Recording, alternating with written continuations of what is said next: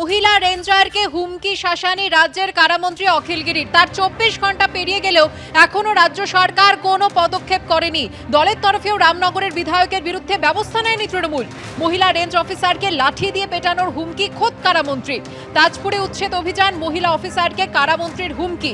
আমাদের কর্মচারী মাথা নিচু করে কথা বলুন, এরপর এলাকা থেকে ফিরতে পারবেন না। প্রকাশ্যে কাঁথির মহিলা রেঞ্জ অফিসারকে অখিল গিরির হুমকি।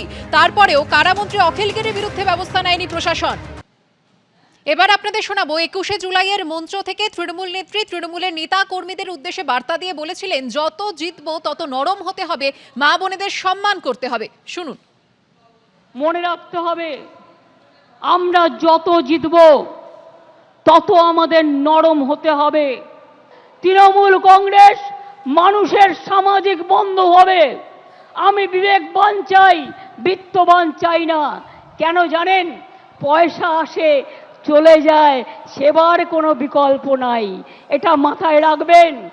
আমি অল মিউনিসিপ্যালিটি, পঞ্চায়েত, এমএলএ, এমপিদের সকলকে বলবো, এখন থেকে কোনো অভিযোগ যেন কারো বিরুদ্ধে দল না পায়।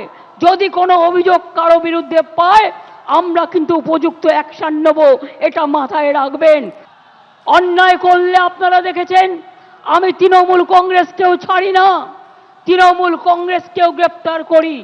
অন্যায় করবেন না, অন্যায় সহ্যও করবেন না। এবং পরিষ্কার বলছি, মা বোনেদের সম্মান দেবেন।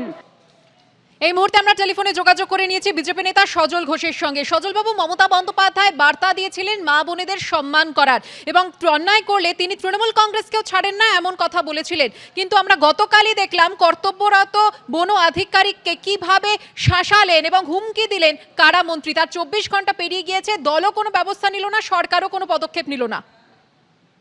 আমি আপনাকে একটা কথা বলি, উনি মা বোনেদের সম্মানের বদলে ওনার দল মা বোন দেশের মানুষের এক করে দিচ্ছে, সেটা বলা বরঞ্চ ভালো হয়।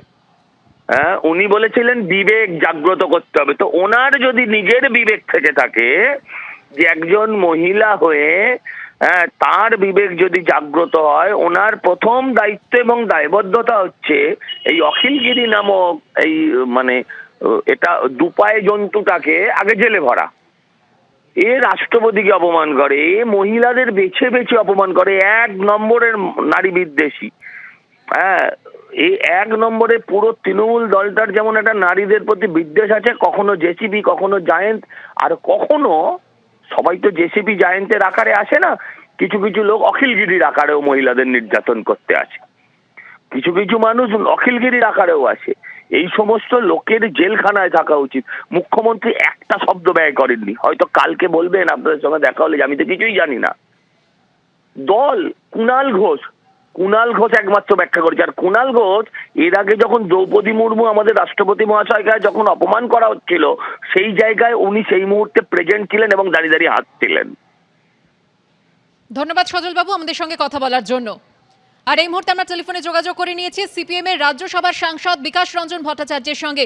বিকাশ বাবু, আমরা জানি যে কোনো এরকম কর্তব্যরত সরকারি আধিকারিককে যদি কাজে বাধা দেওয়া হয় তাহলে কঠোর শাস্তির বিধান রয়েছে সংবিধানে, কিন্তু গতকাল কারামন্ত্রীকে আমরা যেভাবে একজন মহিলা রেঞ্জ অফিসারকে শাসানি দিতে আমরা শুনলাম, তারপর কিন্তু 24 ঘন্টা কেটে গিয়েছে, দলের কোনো ব্যবস্থা নেই, সরকারের কোনো পদক্ষেপ নেই। অথচ মমতা বন্দ্যোপাধ্যায় কিন্তু বার্তা দিয়েছিলেন যে অন্যায় করলে আমি তৃণমূল কংগ্রেসকেও রেয়াত করি না।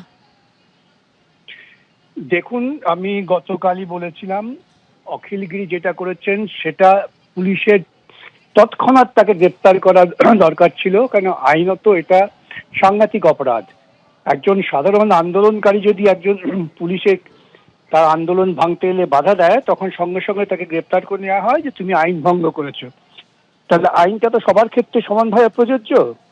আর অখিলগিরি তিনি যা করেছেন এর থেকে জঘন্যতম অপরাধ কিছু হয় না, কিন্তু পুলিশ চুপ। তার কারণ পুলিশ মন্ত্রী হচ্ছেন মুখ্যমন্ত্রী, যিনি প্রকারান্তরে এই সমস্ত কাজকে উৎসাহ দেন। মুখ্যমন্ত্রী যতই বক্তৃতা করুন না কেন, তার মূল মর্মবার্তা হচ্ছে তার কর্মীদের কাছে এইরকম বিশৃঙ্খলা তৈরি করো, অশান্তি তৈরি করো, যার মধ্য দিয়ে সরকারি কর্মচারীরা তাদের যে বিধিসম্মত কাজ সেটা না করতে পারেন, এবং পেছন থেকে ওরা যেমন তোলাবাজি করছেন করতে পারবেন। সেজন্যই কোনো ব্যবস্থা নেওয়া হয়নি, আর অন্য কোনো কারণ নেই। এটা সম্পূর্ণ তৃণমূল দলের রাজনৈতিক এবং গোপনে টাকা আদায়ের অর্থনৈতিক পরিকল্পনার একটা অংশ। ধন্যবাদ বিকাশ রঞ্জন বাবু আমাদের সঙ্গে কথা বলার জন্য।